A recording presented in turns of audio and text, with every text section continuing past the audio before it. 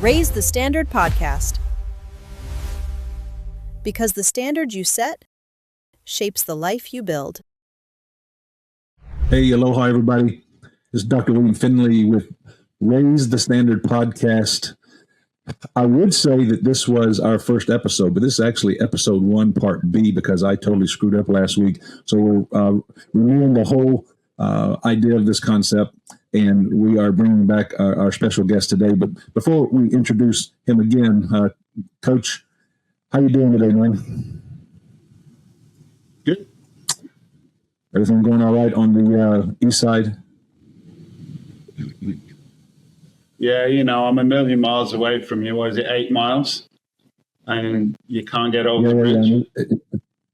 Yeah, as a reminder, everybody, I'm in Waikiki on Oahu, and Steve's over in what's called Port Lock, which is on the east side of Honolulu. So he always gives me a hard time about not coming and visiting him, but it's so far away, man. It's an 8-mile drive. So anyway, with that being said, Coach, go ahead and introduce our guest here today. Let's get this thing jumped off real quick. Yeah, this is Chris Anderson. We're happy to have you aboard today, Chris. Chris is the head and CEO and former developer of PLYRMATCH, which is giving opportunities for players and introductions to academies across the world, especially here in the US, which we're just reaching out now with the US brand, where we're giving American players the opportunity to go and play in Europe. Chris, welcome aboard, man. Cheers, Steve. Thanks, Bill, for having me. It's a pleasure, and let's get this show on the road, right? Yeah. Do you want to like just say a little bit about the background and how you came up with the concept? Yeah. So obviously, as a young lad, I was professional football club and went through the ranks until I was 18, and decision time basically, and to get a professional contract. And unfortunately, that wasn't the case. I didn't get a professional contract, so. I made the bold move at 18 to go over to America on my own, even though there was a lot of British boys in my soccer team at college in Ohio, a small NAI school called University of Rio Grande. And I spent four years in Ohio, moved to Indiana to work and play. And then unfortunately my visa ran out, so I had to head back home. But, moving on, all those years later, I'm obviously started PLYRMATCH a year ago, and very passionate about developing young players, giving them opportunities, and giving them realistic pathways and no BS, just transparency and honesty and support and guidance. Because I did have people around me probably when I was younger, but not as many as I thought I would have had to mentor me. And it's just I want to try and bridge the gap. I want to try and help as many people as possible, and do it in a transparent way where everyone wins. Right? There's got to be success all over the field. So that's the main point. I think that's where we kind of parallel and got on so well when we met. Just some history with Chris and I. We met when we was both involved with the Stephen Gerrard Academy. Chris was the international representative of that program, and then I was the head of the recruiting aspect here in the US, and we ended up sending I think over 23 boys through that program, and they had a really good experience. And it kind of evolves around what we're talking about today, is what's the standard needed to go on to the next level. So Bill?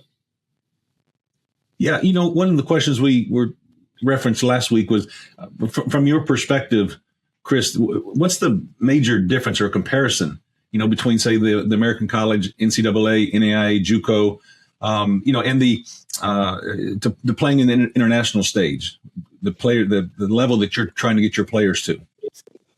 I would say, I think, obviously in America, I still think it's development football. Obviously, yes, there is an element of having to win. Obviously, not many coaches at college level kind of give the time to develop players because they don't have that time. They don't have the amount of games in a season like you would do in Europe or England. So I think there's a difference in terms of allowing the players to develop by playing lots of games of football, because I do believe that playing games more so than the training element. Yes, training is important. Yes, tactical detail and watching video and going through analysts. Yes, that's important. But I think players learn from playing games of football. So the more games that they play, the more opportunities they have to grow and to make mistakes and develop on all fronts. Yeah, I mean, I went through that American system, so it was a good system. But I don't think that it's a point where it's really driving success and it's really driving players to get to that next level, because you see the number of players who graduate every year that retire at the age of 21, 22, and that's, in my eyes, you're just starting your career. So yes, you're 22 and yes, you have played the game for a number of years, but when you get into adult football, you're playing with players who are 30, 35, 36, 37, depending on how fit they are and look after the bodies, injuries, etc., etc. So they're starting their career. So I think, American football or soccer is good, but I do think that it needs to move forward to bridge the gap between, development football and professional football.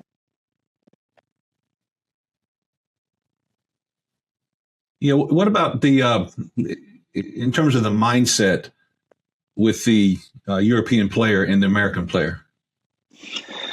Well, to be honest, I think it's in our DNA. When you're brought up in a country that the main sport is football, I do think that plays a massive part. Now, obviously, America is such a big country and diverse within its sports. So yes, you have a lot of different national sports in theory, which is great.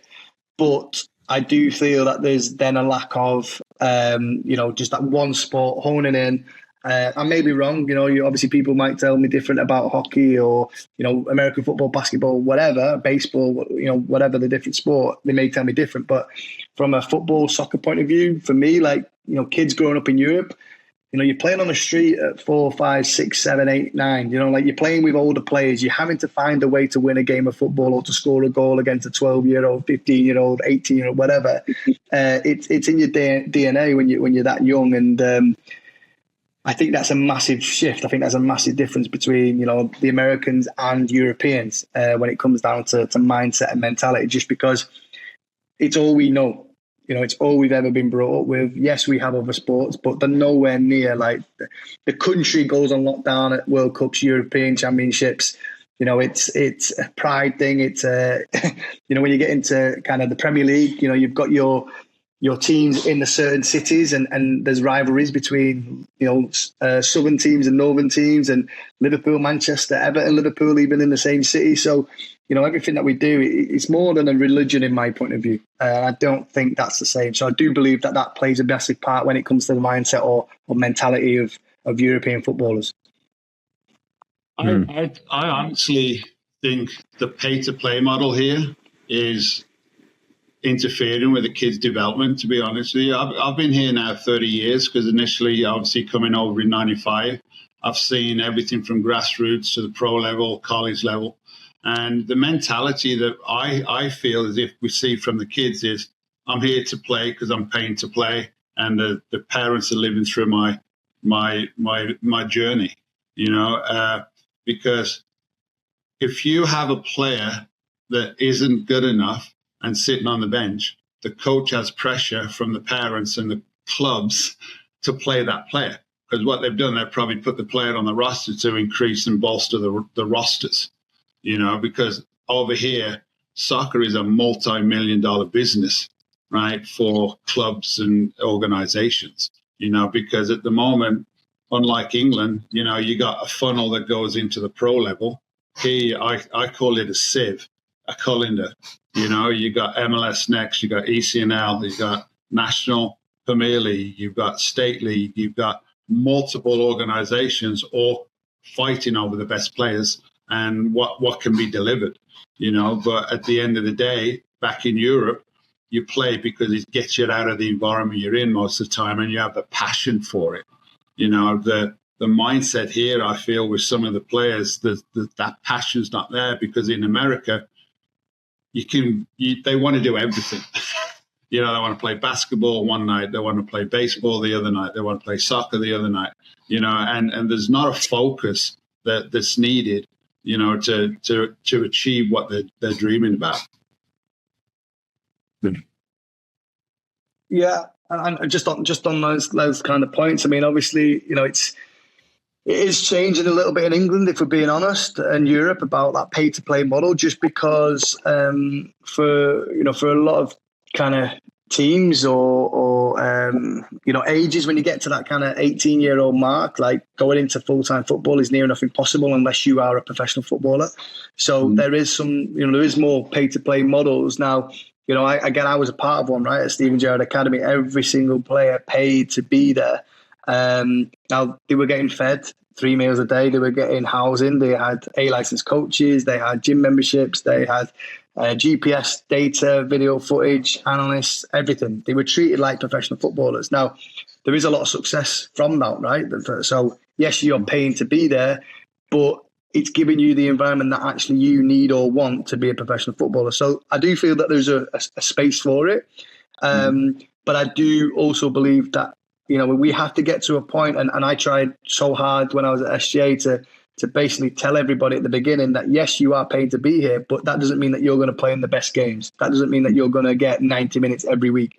That is an earned thing. That is something that you have to get out on the pitch, train really hard, work to get in the team, stay in the team. You know, and I used to say this to the players all the time, like, you can be the best friends off the pitch, but when you're on it, you have to be that ruthless that you take your mate's shirt. And that's just football, because, you know, that happens at semi-professional football, that happens at professional football. So we need to expose those type of players to that level of intensity, that level of kind of ruthlessness to an extent, and the resilience of it all, as young as possible to an extent. Now, obviously, we're not talking about 12-year-olds. We're talking about 16, 17, 18, 19, 20, 21, blah, blah, blah. We're talking about that age group, and I think that's where it really starts to hone in of going, right, do you really want this, or you just want to back off and, you know, you want to go and play on the park with your friends?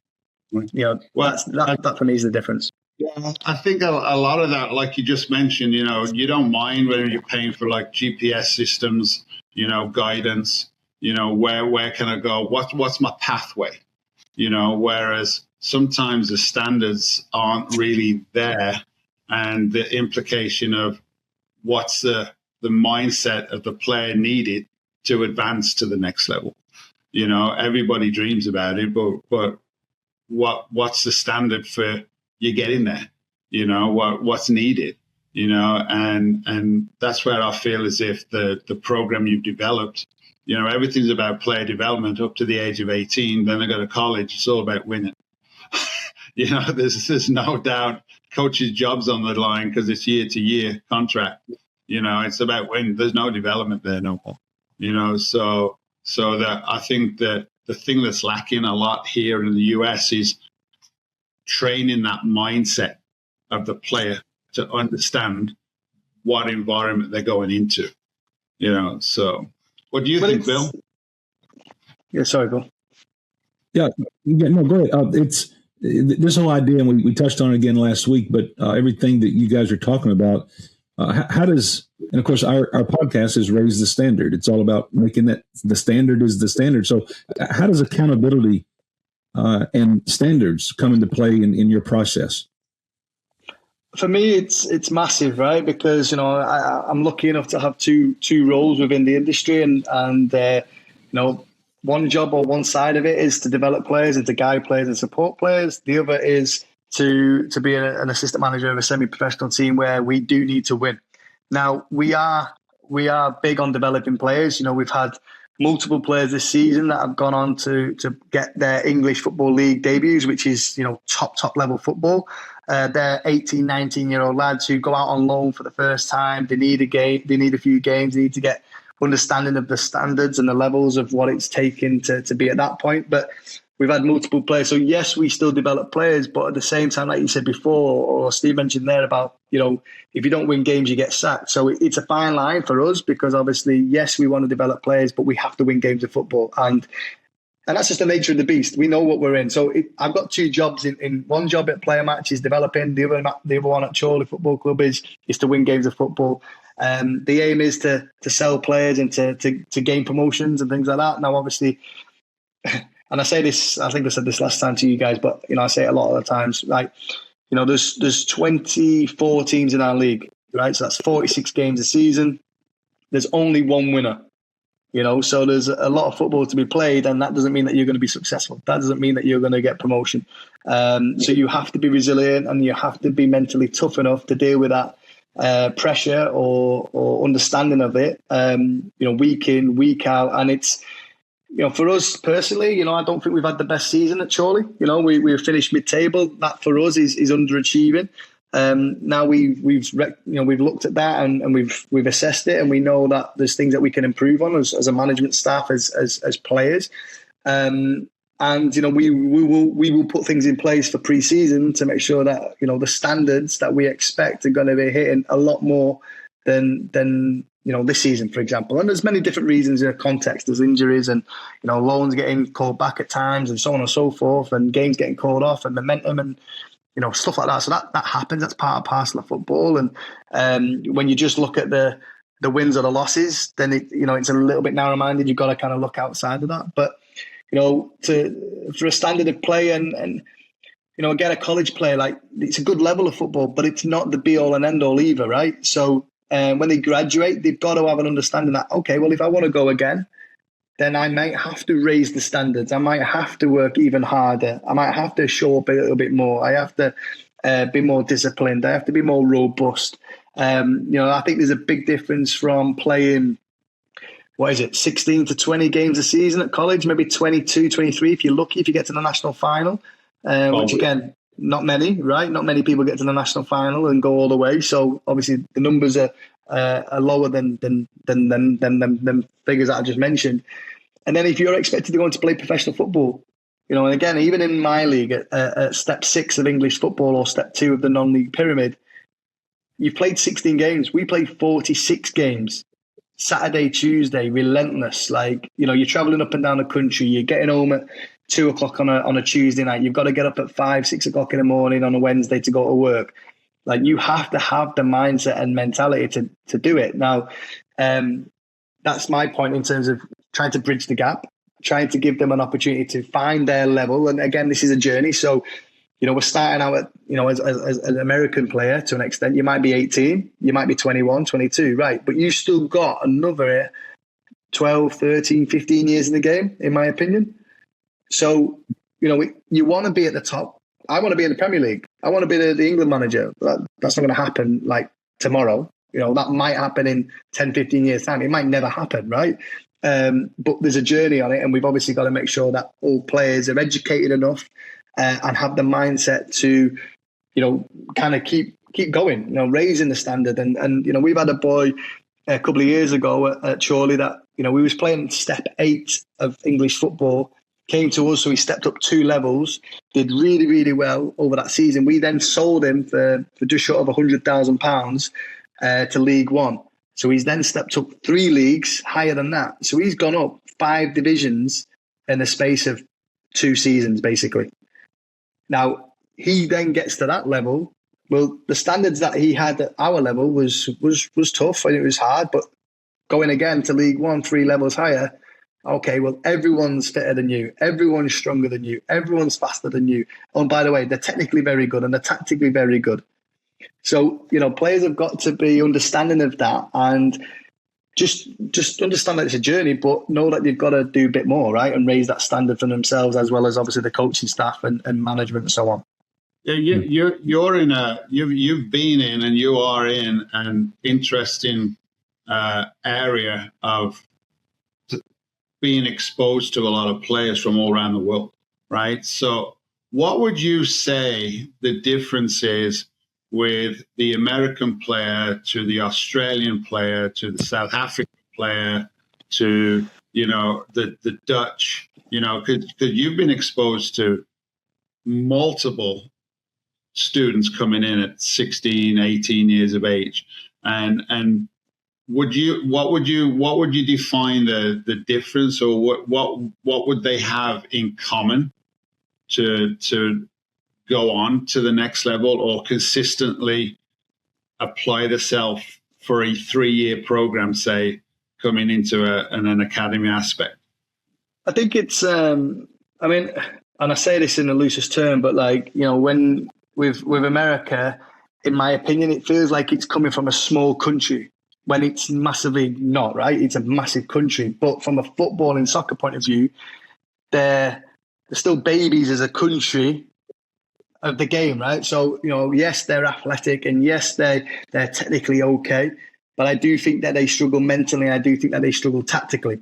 So they're the two areas that I feel that a lot of Americans, when they come over, that's where they get massive growth from, because that's the biggest area of development, in my opinion. Now, obviously, we're talking about a level and we're talking about, maybe I'm stereotyping, but, you know, obviously we're talking about a consensus of players. Now, it's the same, you know, with, say, like Europeans. Like for me personally, I understood the game. I was technically very good, but I wasn't physically great. Like I didn't want to do the extra in the gym when I was a 16, 17, 18-year-old. Now, I didn't feel it was important. Looking back now, hindsight's a wonderful thing. Would I have changed the way I did things? Yes, 100%. But am I regretting of that? No, not really, because it's allowed me to have all the experiences that I had, right? So it's allowed me to get to the position that I'm in now. Now, again, I'm not the finished article. I've still got a lot to grow, but the way I see things and the way I have to work at it is because I'm not a massive name. It's not like I played in the Premier League or international football. So I have to work harder than everyone else. I have to do things a little bit differently. And I've always tried to find a way of doing that and stand out from the crowd. So that's why I feel like I'm well suited when I'm working with these young players. I've done what they've done. I've probably done a lot of different things as well that I've tried to make myself stand out. But, you know, South Africans, like, getting the mentality is so strong. Like, they're resilient. They want the goal-getters. Now, again, small footballing country, in my opinion. So technically okay, but tactically not so robust. Australians, like, again, athletic. I think Australians are quite similar to Americans in a way. Europeans, I think, like, they get that technical element, they get the tactical element. Sometimes they get the physical, maybe not, you know, but they do have a mentality now. You know, again, you know, I think I grew as a person and as a footballer by going to America. So I wasn't that resilient 100% at 18 years old. That's why I never made it as a professional footballer, because I was missing things. But when you go over to America and you're put into different environments and you're exposed to different people and all those different things, I think that helps you develop your self-awareness, your understanding of self. And I think that's really important. And I think all those experiences help you build resilience. And I said to you last time, like, there was a moment where my mum rang me. I rang my mum and said I was coming home. I was homesick and I had enough. And my mum turned around and said, "You're not coming home." Like, that was the best call I ever had. It was the best moment. And I will remember that for the rest of my life, because I could have easily jumped ship, you know, when things are getting tough, and I was missing home and I probably wasn't playing as much as I thought I should be, or I wasn't working as hard as I should have done, or whatever. It would have been easy for me to pack my bags, get on that flight and leave America. Now, that conversation really hit home, and it was like, right, get my stuff together, sort my head out, and let's get on. You know what I mean? And that built resilience in me that, you know, I think it stood me in good stead to now. So I do think change of environment does help with things like this as well. So I don't think it's just having to stay in your own country. I do think expanding your experiences and networks and connections and relationships and all of those things, I do think that enhances players' mentality, players' attitude, players' mindset. So I do think that's important too. Because I mean, when we're recruiting, you know, the culture aspect of it is a big grown up aspect of it as a player. The only concern I had when sending American players over to you at the time was consistency in their playing ability over a long season, and weather, the climate, you know, because like we're in Hawaii now, you don't drop below 76 degrees ever, right? And my environment as well has been Florida, you know, so you're sending these type of players to Liverpool and all of a sudden it's 35 degrees and raining and windy on a Saturday afternoon. Have you found anything like that with the players? Do they set their own standard, or do you have to implement that standard consistently on a basis? No, I think we have to instill it. And I just think that's in general anyway, because I think, again, players at 18, 19, they're still the babies. Now, they might not want you to be called babies because they're 18 years old and they think they're an adult, and, they can vote, or they can get married, and they can go to war, and they can, go and buy a gun. They can do all these things, right, at 18 years old, but they're still babies, in my opinion, right? Because, consistently... And we have it now, we have it with players in the first team at our level who are 26, 27, and they're still sometimes inconsistent. So I don't, that's why I think you make the difference between, from amateur to semi-pro to pro. I think they're the differences, is the consistency on that. But, a number of years ago, it twigged that I kind of got sad disease. So every winter, I kind of got a little bit depressed or a little bit glum, and it was like there was nothing much to really look forward to because summer felt so far away. And that was something that I actually learned myself by going, well, actually, right, I'm going to put something in place in February or March so that it's not too far away. I can start thinking a little bit more positively because, that is a shift. The weather is a shift. And I say that to all the players that I work with, that is going to play a factor. But if you can do it here, if you can come to England and crack that, then wherever you go, you're good. Because that is a part of traveling and playing in another country. But again, it's knowing your players, and we've got to adapt to their players to some extent. Like there will be a point, I say culturally, and again, this is something that when I went to America, I kind of blended in with the American system and the culture of Americans and. Right, I was going into your country as such, right? So I've got to uphold a standard of behaviour and attitude and so on and so forth. And that's what we do when we bring players in here. And sometimes, depending on where they're from, sometimes it takes them a little bit more time to adapt to things like that. And that's something that, yes, we're aware of and where they come from and their cultural beliefs, but actually, you're coming to our culture. So buy in. And if you buy in, then you're going to be more likely to be successful. And again, from a footballing standpoint, buy in. Train the way you play, work hard. Don't give us any excuses. Don't shortchange yourself. Don't shortchange the coaches or the players that you're playing with. Give everything that you've got.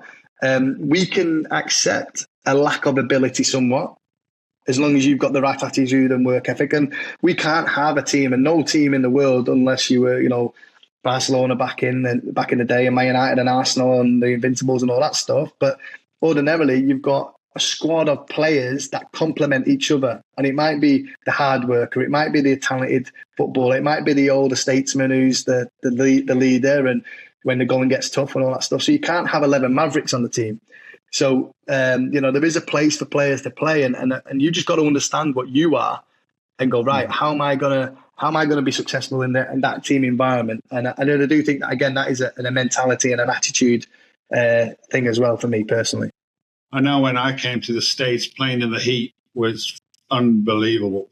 It was like, you're playing games at 105 degrees, and I was a goalkeeper, right? So obviously, it was tough for me, never mind a poor centre midfielder that's got to run 7, 8 miles, 9 miles a game.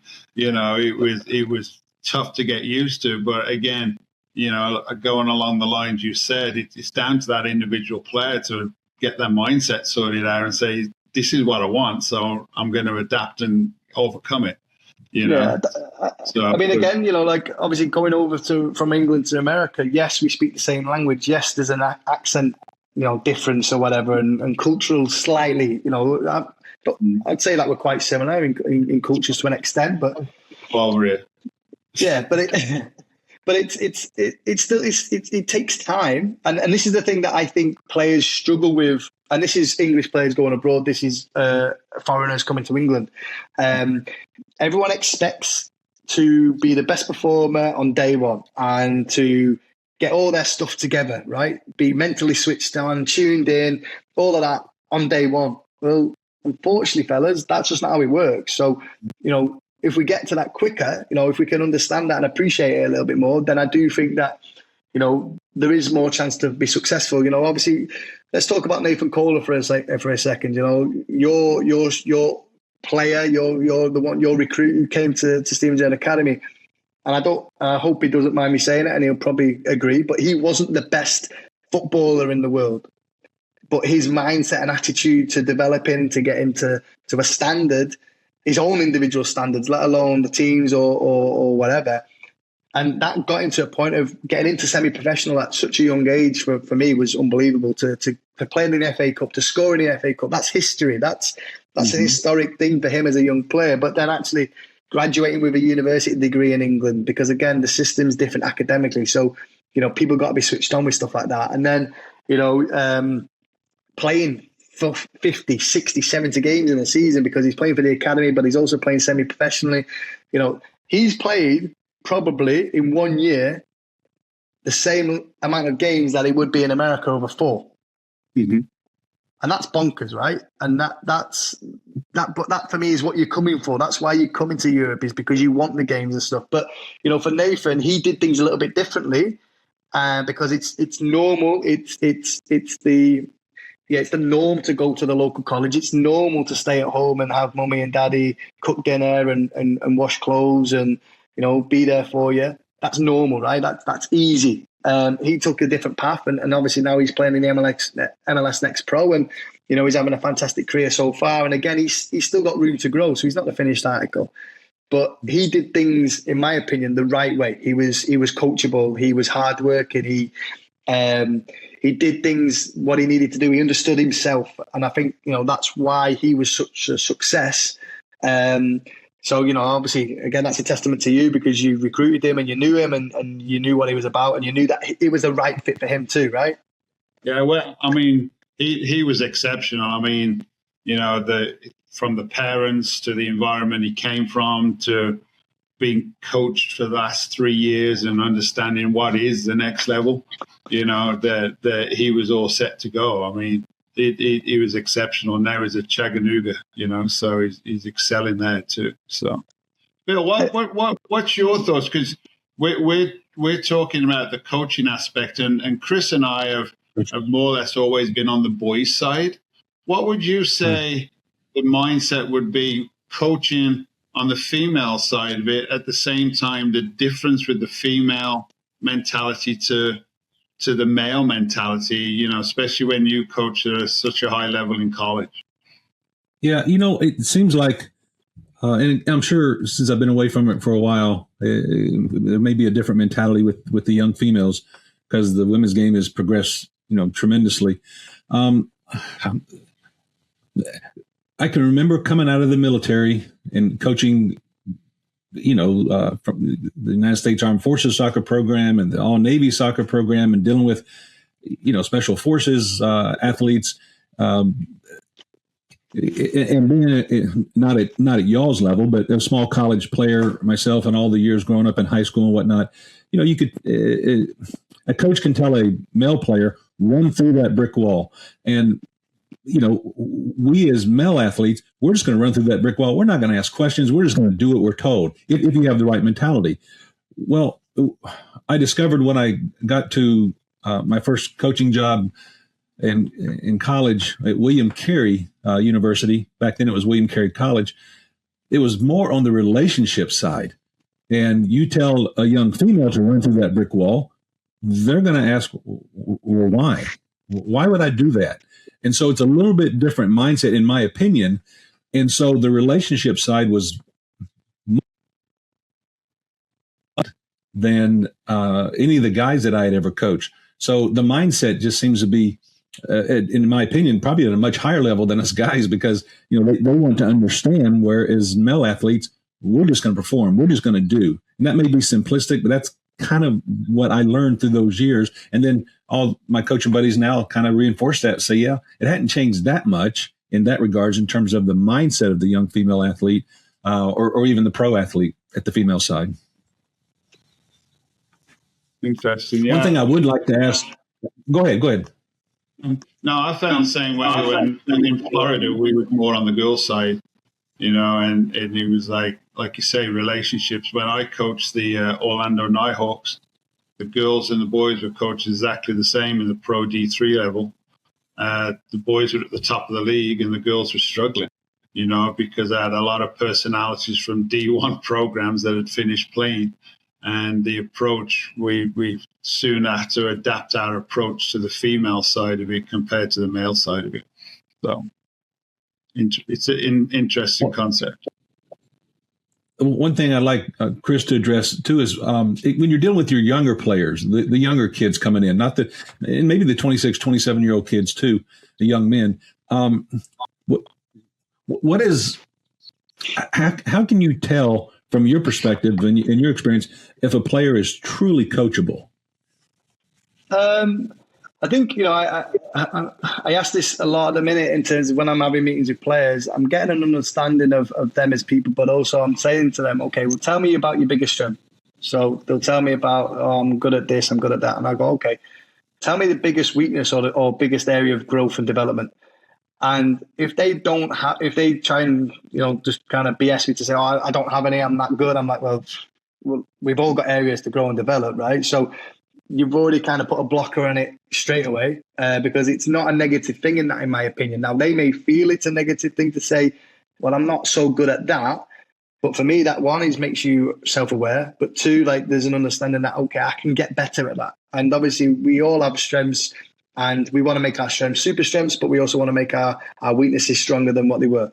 There may always be, a drop off in a certain area. If yes, Messi's the best player in the world, but if you ask Messi to be a centre half and defend crosses in the box and things like that, then is he really going to do that great at it? Probably not. Do you know what I mean? But obviously, we put him in an area on a pitch where he's unbelievable. He's the best in the world at doing those things. So there is super strengths, and we kind of hide his negatives to an extent because we put him in a part of the pitch that we don't kind of expose those weaknesses, if that makes sense. So, from a playing perspective, yeah, it's important to know that the players are willing to do what they need to do. And again, it's, when we talk about Nathan, and it's quite hard to explain, but when you turn around and say, he just got it, if that makes sense. He understood the roles and the responsibilities of what he needed to do with any environment that he went into. So when he came into the Steven Gerrard Academy, he did what he needed to do within the Steven Gerrard Academy to be successful. When he moved up a level, he did what he needed to do to be successful at that level, and he just got it.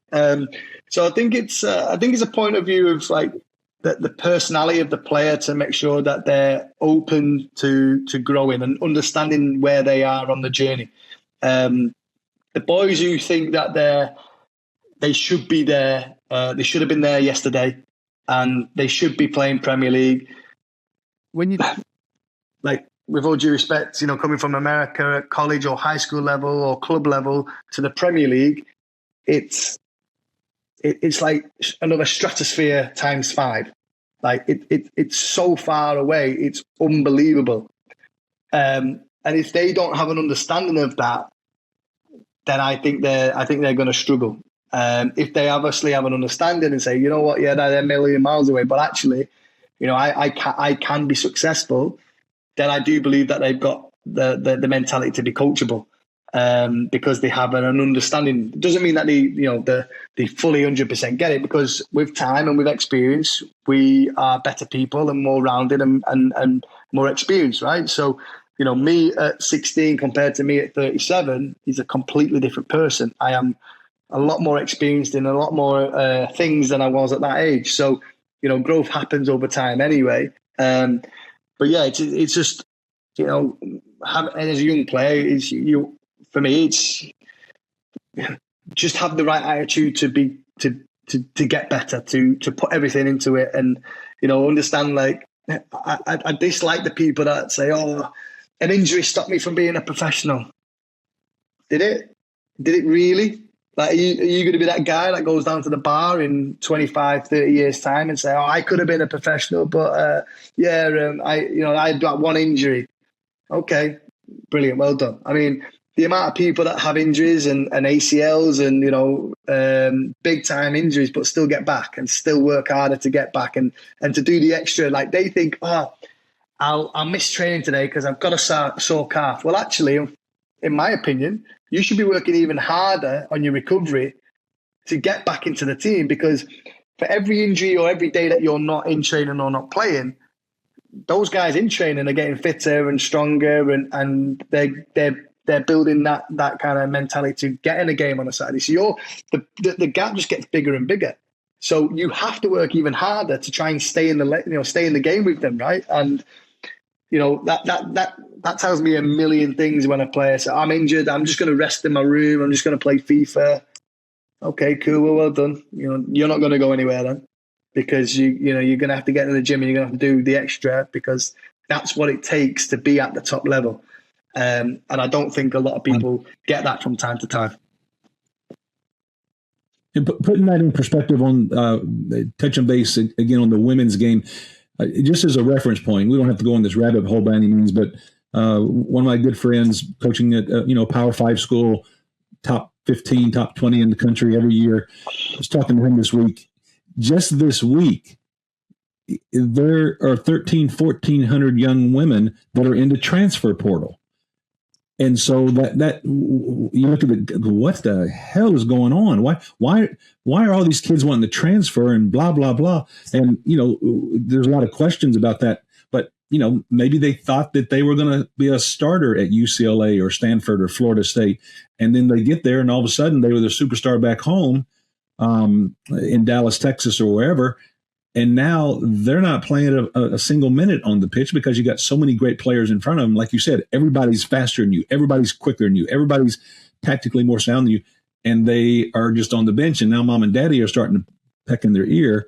No, you should be playing somewhere else. I mean, I'm not condemning the whole picture as just much as, man, they just made a really bad choice about the level that they probably could play at as opposed to here. They're probably here. So what do you guys think about those ideas? Not just on the female side, but also the male in terms of the transfer portal and the expectations, etc. I mean, my opinion on it, I'll be honest, I think the portal needs to go. And the reason being is, there was a period of time that I wanted to transfer and I just didn't feel like I was going to get that much time. But it wasn't my first year that I looked at transfer. It was my second year. And I ended up didn't do it. I didn't transfer just because, the situation was all right.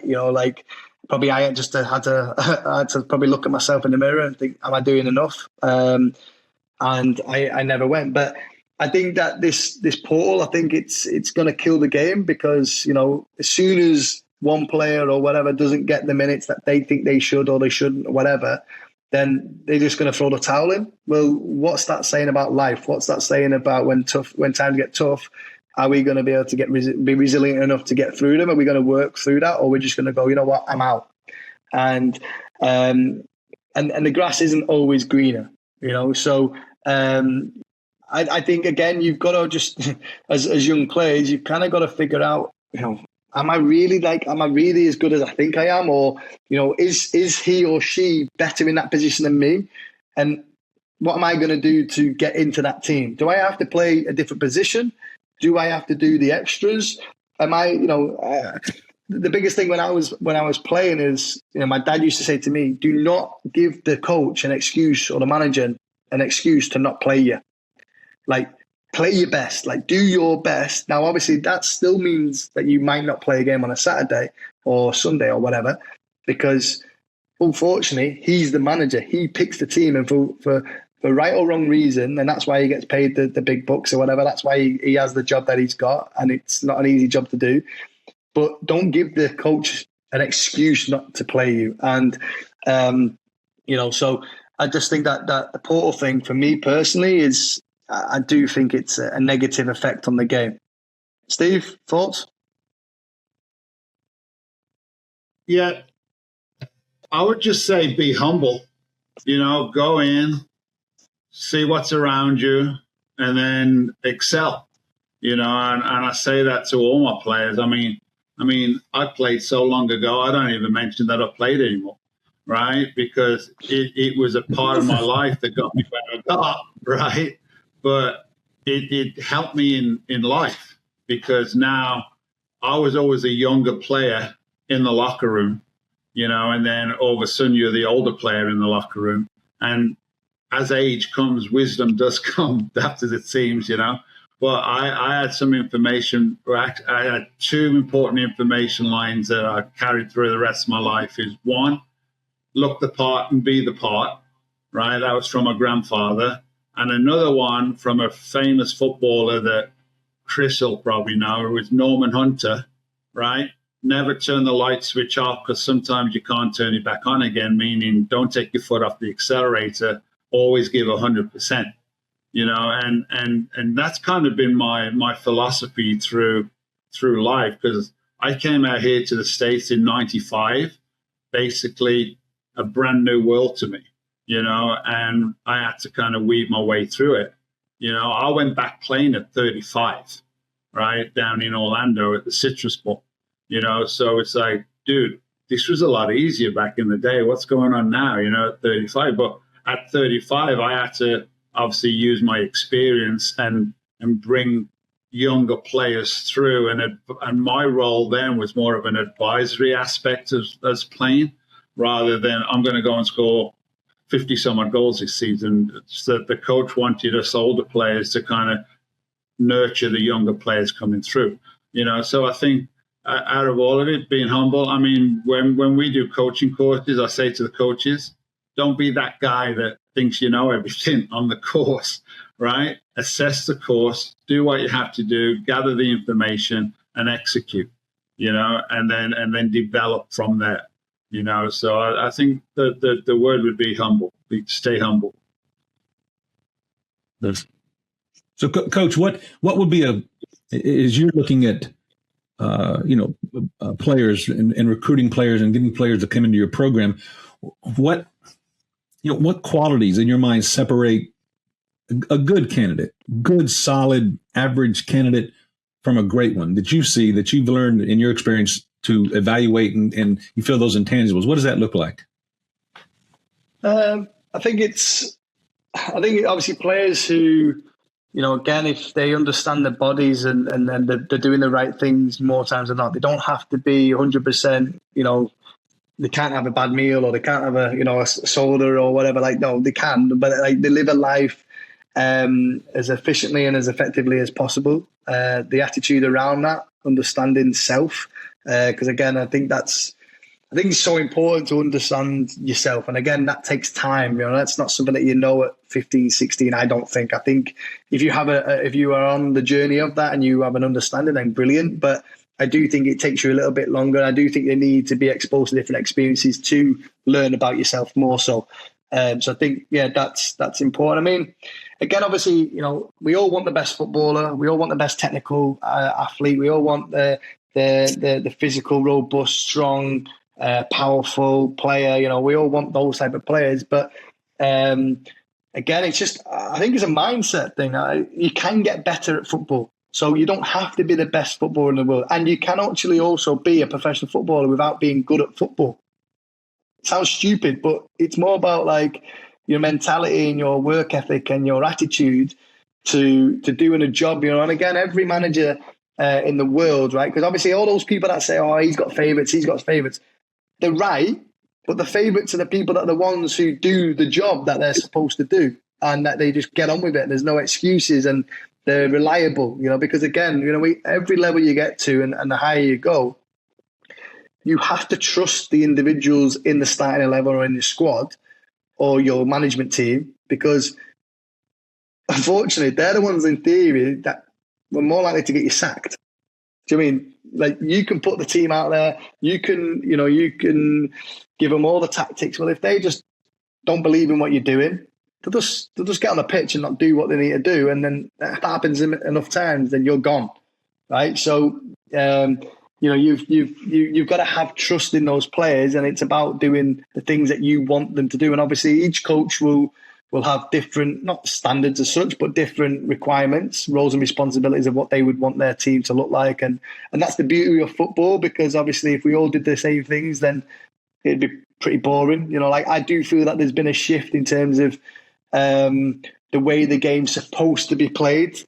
play the beautiful football through the thirds and through the lines, find pockets, blah, blah, blah. Well, that's great if you've got the players to do that. But, when we talk about philosophies as coaches, and, if you see like Amorim at Man United and Russell Martin, and they're so, they're so stubborn with, we're going to play a certain way, which is fine. For me, my philosophy is play winning football. And what does that look like? Well, we need to win a game. So do we go longer? Do we play set pieces? Do we play through the thirds? Do we have rotation? So many different ways to skin a cat, right? And obviously, again, that's important to understand that as a coach. But, obviously as a player, understand what you're good at. Try and have a good education around it. And for me, it's invested in yourself. Like, I do feel that a lot of people try to do it by themselves because they just don't want to invest in that, having a consultant or having an agent or someone alongside them, like a personal coach or whatever. And even me, obviously in business now, like I know business, but I don't know it unbelievably. So I've got to speak to people about certain things to gain knowledge and experience because, I've always done a job to an extent. I've always I've run departments, but I've never really ran a business on my own.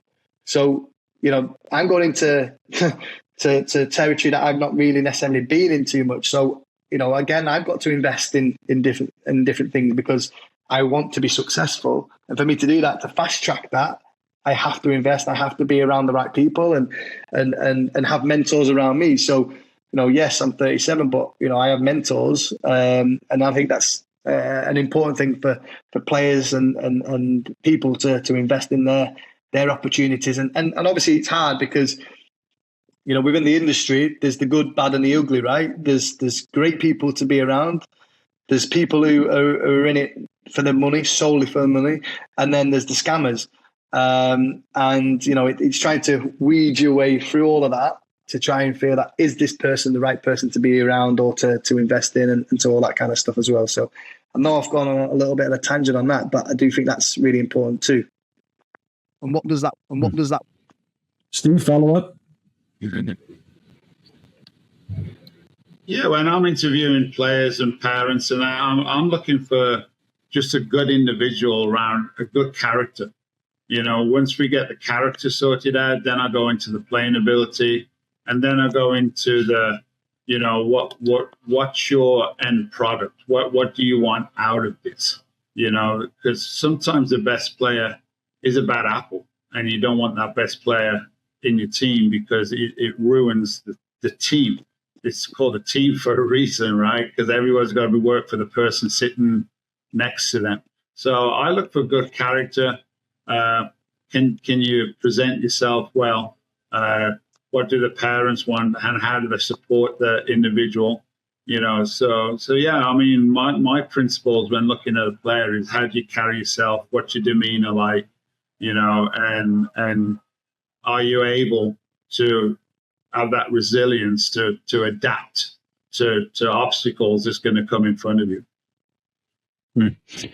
So, Chris, when a player comes to you, no matter what the age is, how do you balance the technical development with and tactical development with character development?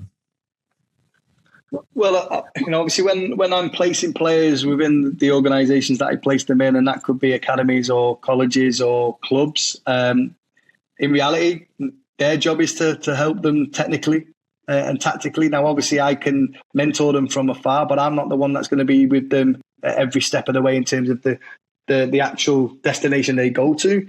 Because they could be, I'm in England and yes, I will go and visit to different places, but obviously they will go to the club, the country, wherever they go to. So in theory, that's their job.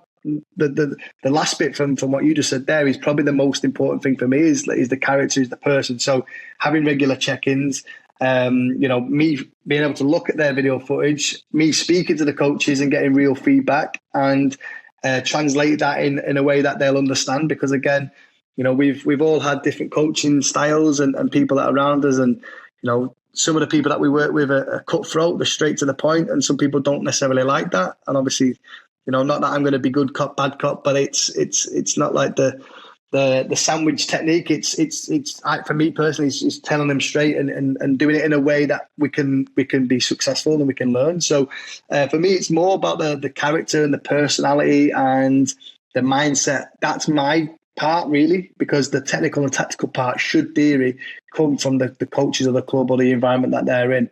I can still go over certain things because I can watch the video footage, ask them about their opinion. We can go through it together. But obviously, that's the coach's point of view, in my opinion.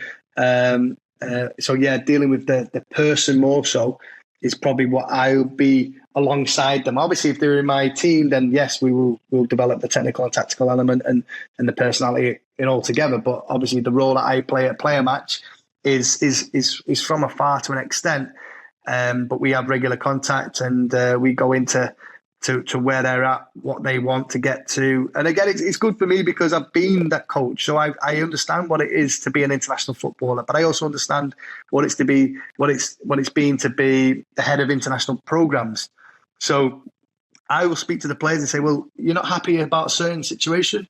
Well, how about you ask them in a certain way?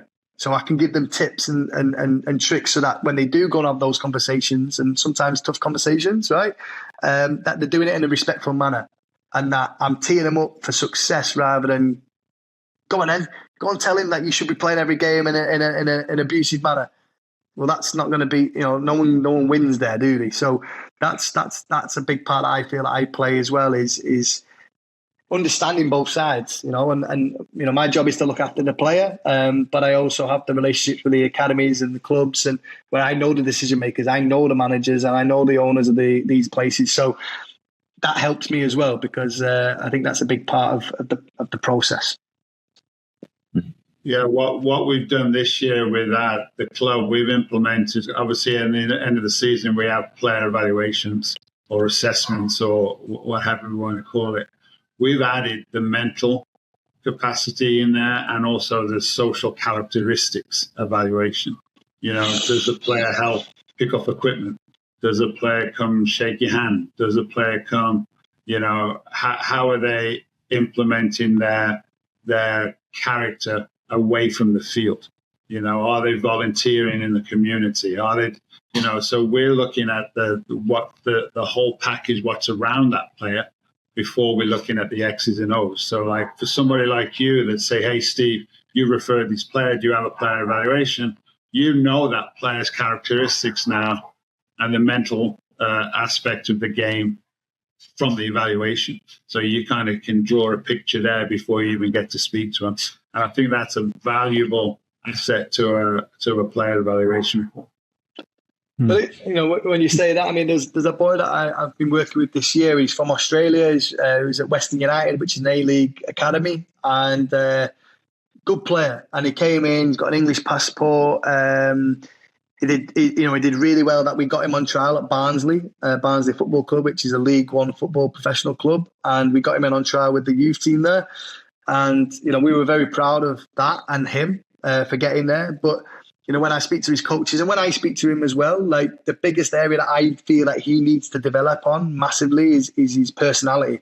And I'm not saying that in a derogatory way. I just think that he isolates himself a little bit. He likes to go away every weekend and spend time with his family rather than be with the boys or, building relationships. When you speak to him, he's a very pleasant boy, but there's a difference when you come from development football into first team football, and he would probably get eaten alive at this moment in time if he was to go into an adult training room in England. And that's something that I think is probably the scariest thing. It's not the manager, it's not the assistant manager telling you that you got to do this, got to do that.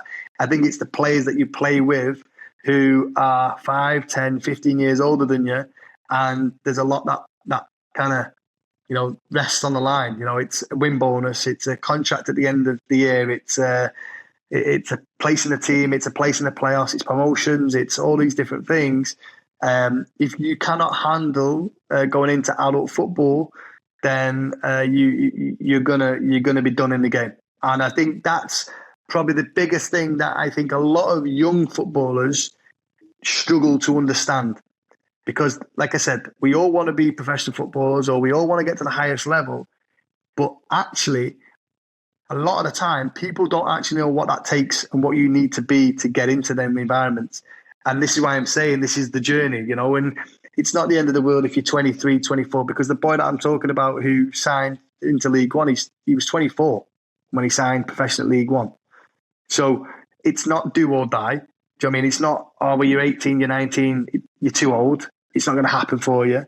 And at the same time, I'm not going to say that, you're going to make it at 26, 27 either. Like I'm quite a realist. And for me, if players are going to come in, it's all about the experience and the opportunity. Now, obviously, if they get the opportunity to go professional, fantastic. If they don't, but they've had, they've graduated with a top degree in England, for example, if they come to England, if they've built relationships, if they've met the person that they want to live the rest of their lives with, if they've got a certain career, if they've done all that success as well.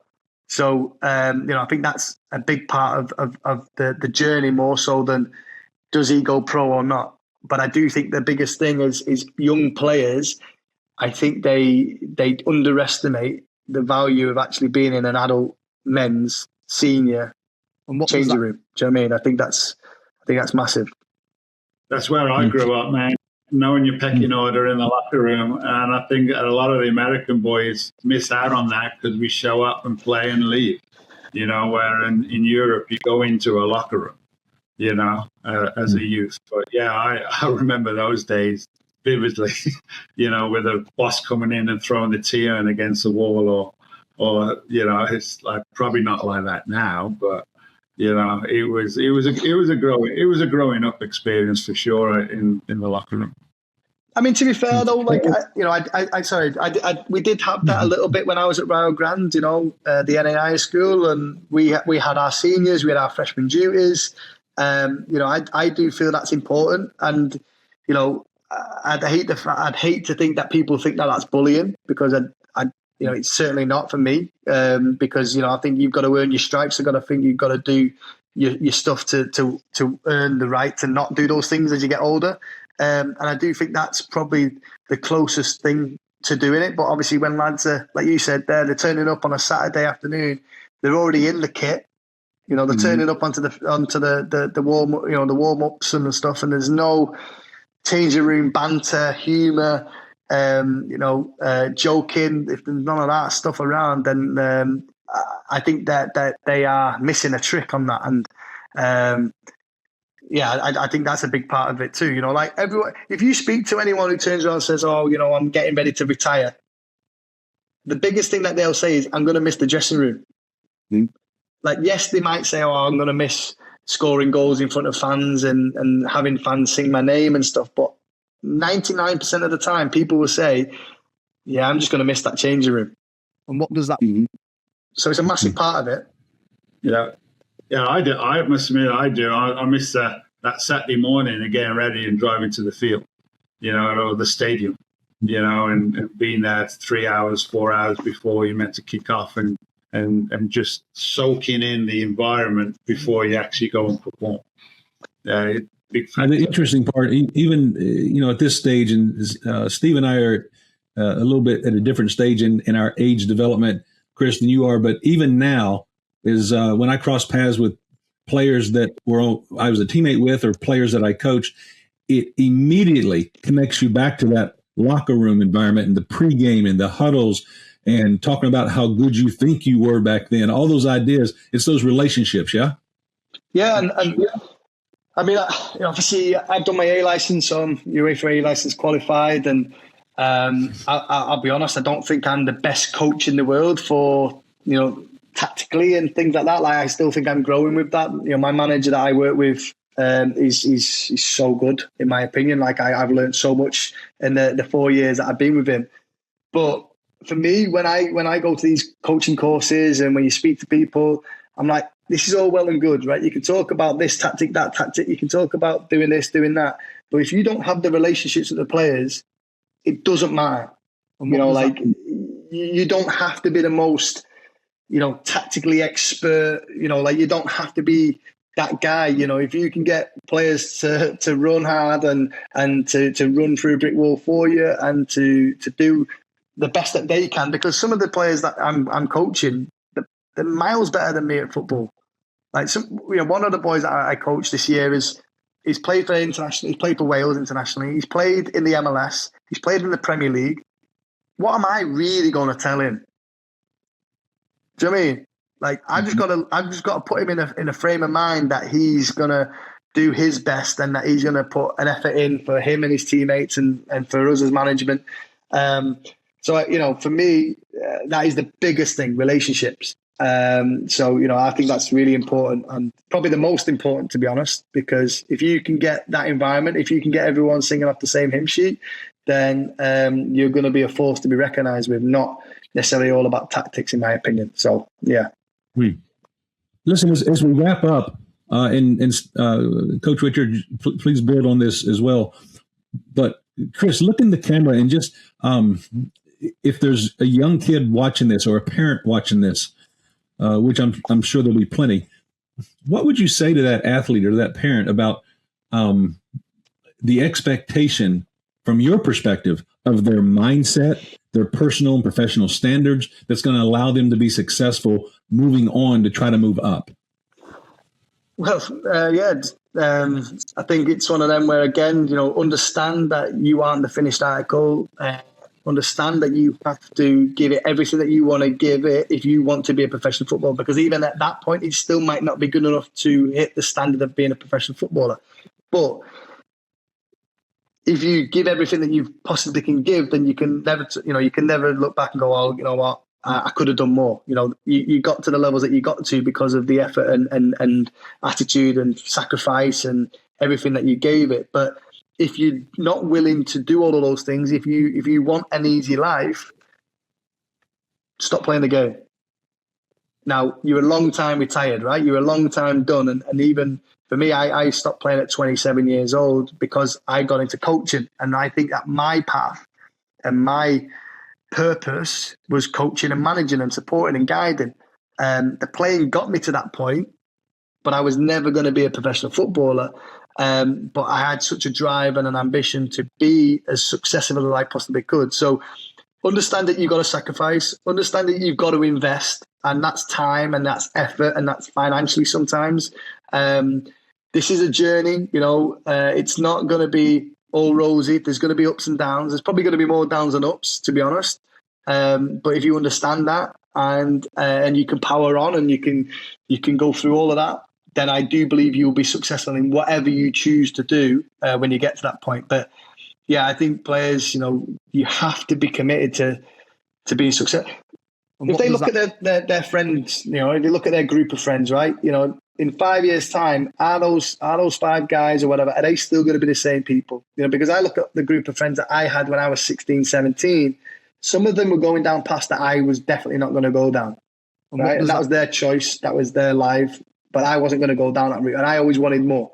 So I had to separate myself, even though I loved them, even though they were good friends of mine, and they never put me into the danger as such. But that wasn't the way I wanted to go and do my thing. So, you've got to have a single mind attitude and mentality to focus on yourself and stop comparing. My best friend's at that level now. Okay. What are you going to do then? You're going to sit there and cry by it? Are you going to keep going and working on your thing? So you might get there a little bit later. And I probably did that as a young player. And I looked at my mate, and he was a lot higher club than me, but he actually stopped playing football at 21 years old. So he got there quicker, but he finished a lot quicker than I did. I played for a lot longer. So yes, they might be ahead at a certain point, but you might go past him, not too far away. So, single-minded attitude, work ethic, desire. Life's rolling anyway, right? So you either just, get on board with doing something positive and driving a successful life, or you're going to have a long time ahead of you of negativity and not doing anything and not being happy, because we all get to a point where, do we continue to do the things that we want to do because we're just not there yet? We're just trying to push through that door. Or do we just give up and go, I'm just going to get a job because that job now just gives me a wage, but I hate that job. So every day you wake up, you go into that job and you're hating it. So I think it's one of those things that, if you love football or you're passionate about something, whatever it is, I think you've got to try and do everything possible to make that your life. And if that's coaching, and in the end, if that's a business within that industry, then I think that's what you need to do. But you've got to be committed, right? You've got to be dedicated, and you've got to just don't BS yourself. Just get on with it. And what does that? Steve, build on that, and then let's wrap this thing up, man. That's a brilliant conversation, though, Chris. Yeah, no, I concur with Chris. Obviously when I was growing up, it was, don't compare yourself to others, but use others as a role model to where you want to be. And again, going back, I was always a younger player coming through and always playing up in environments that was, exceptional, and so I had to listen, follow what's going on. Like I said before, stay humble, but then you got to be able to perform, and to perform, you've got to have that mindset that you're going to train your ass off. I had some good people around me. A famous goalkeeper like Jimmy Rimmer and Spinks at the time that was at the Villa. I was always fighting as a young player coming through. They signed Spinks, and I'm like, well, do I stay here and fight for that position, or do we look somewhere else? I didn't want to, but at the time, parents guided me in the wrong direction. What I should have done was just stayed there in that environment and work my ass off, basically. And what I've found in life in general is educate yourself. That, okay, don't rely on others to do it for you. That's another thing. Even now in business, it's like, you rely on others to do it for you. Now you've got an excuse why it didn't happen. If you do it yourself, there's no excuse why it's not happening, because you got to apply yourself. You got to learn new stuff. You got to be in new environments. You got to learn how to talk to people, how to gather information, how to process information. And I think that as a young player going forward, is really important. Chris will probably contest to this. As a young player coming through in England, you don't really talk that much to the coach. It's always working with the assistant coach maybe, or if you have a problem, you speak to the assistant coach. But the head guy you don't see until game day, or if you're in trouble and you get pulled to the office, So it's a little different here in the States, where the head coach is always around you, and ask questions. Don't be afraid to ask questions and approach that coach. And I'm a big believer now in creating the environment where players can come and talk to you, and understanding your players. Like Chris mentioned before, I've got to make that player have the ability to switch on game day. And how do I develop as that person to get that person to do that? But as a young player coming through, same concept. How can I draw all that information from that coach or people around me for me to achieve what I need to achieve? So again, it's like just got to keep learning, asking questions. That's brilliant. So, Chris, as we wrap up, by the way, Steve, let me ask you one more question.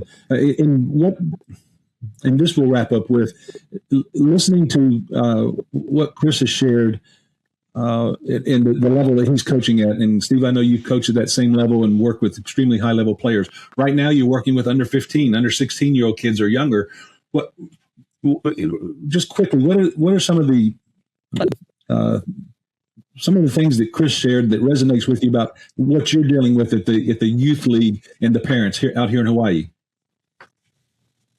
Creating the environment and the structure and a pathway, whereas most players, especially the island mentality, because I came from a big club in Charlotte which had 12,000 kids in the club.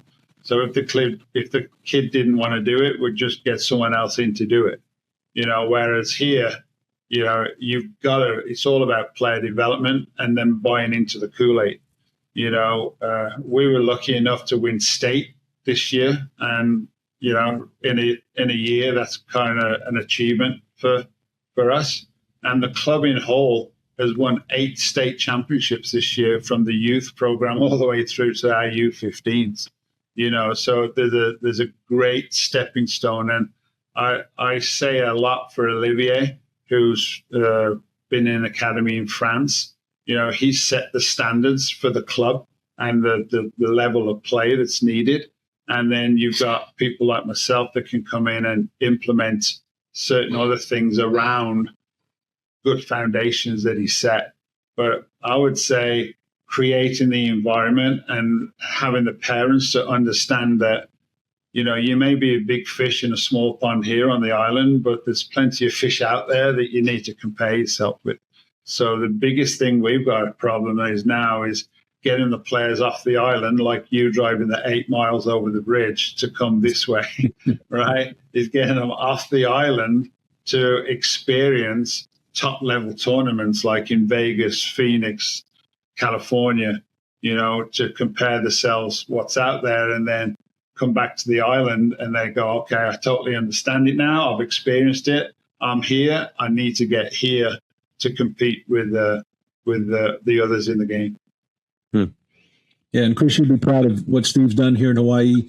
Been here 9 months, and I mean the buzz all around the island within the soccer community is talking about Coach Steve Richards, and so there's a lot of positive things happening. And his team is going to be going to Denver in Colorado in July for the national tournament, national championship, and so he's just really rocking and rolling and building some special things out here. It's just a joy to be partnered with him in this venture. So as we wrap up this time, finally, Chris, how can players connect with you? Obviously through Coach Richards, but your contact information, social media, so people have that as well. And we'll put that in our video description. Yeah, so it's PLYRMATCH, PLYR match, without the A and the E, we're going modern. So PLYRMATCH on social media, PLYRMATCH.com on our website. We have a fantastic combine that's happening in June that I'm really excited about. It's about connecting and reconnecting players from kind of all over the world if they want to play in England. And it's not always about staying in England, because there is other opportunities that will be on the back of the combine. But we support players from the ages of say 15 plus. Now, if someone's 14, yes, we can help them with some sort of like summer camp and things like that. Obviously, again, we will discuss with the players and parents. Everything will be above board, so they understand exactly what is in entails. And hopefully, we could support the players of the island of Hawaii and other states in America, because there's a lot of talent out there, and we just need to expose them to other environments. And hopefully they take advantage of that and live a great life as they grow as footballers, as people. But obviously Steve's a massive part of what we're doing as well. So again, big shout out to Steve Richards for winning State Cup and getting over there and doing his thing. That's a consistent thing. He's just a winner, mate. That's just what he does. So, but that's been brought up from being, what is it, Wolverhampton, and you're from Wolverhampton, right, Steve? Yeah, back in the day.